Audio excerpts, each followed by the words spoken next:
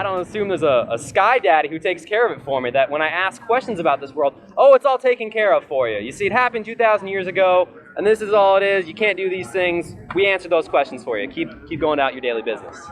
That's too easy for me. I don't like it. Well, I can promise you that's not what Jesus commands us to do. If he were here, he could clear it up for me.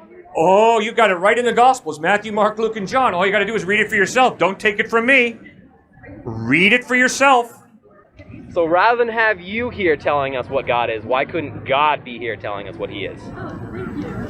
I do not know why God has chosen to reveal himself by becoming a human being in Jesus 2,000 years ago. I don't know why God does what he does. I can promise you, sir, I am not God's consultant. God does not consult me before he chooses to do something. So I don't know why God does what he does. I love that answer. I absolutely love that answer. Thank you. You bet.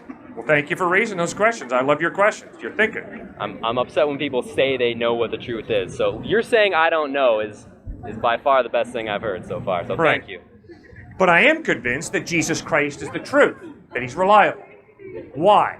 Because the evidence of the way he lived his life, the way he treated people, the content of his ethical teaching, like the Sermon on the Mount, Matthew chapters 5 through 7, the way he died at the moment of his most excruciating pain, nailed to a wooden crossbeam, instead of cursing his enemies the way I would have, he prayed, Father, forgive them, for they know not what they do.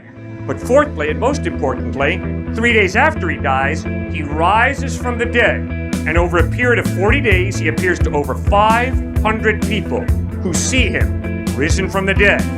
That historical evidence points to Christ being reliable, credible, trustworthy. That's why you should put your faith in him. There's actually a proverb that says, if you meet the Buddha along the road, kill him. And I mean, to me, that seems to what you're doing here, selling hope. And so, I mean, I think that it is our duty to, question all those supposed proofs and everything. The guy who's trying to sell you the path to enlightenment and truth is the guy you should be most wary of.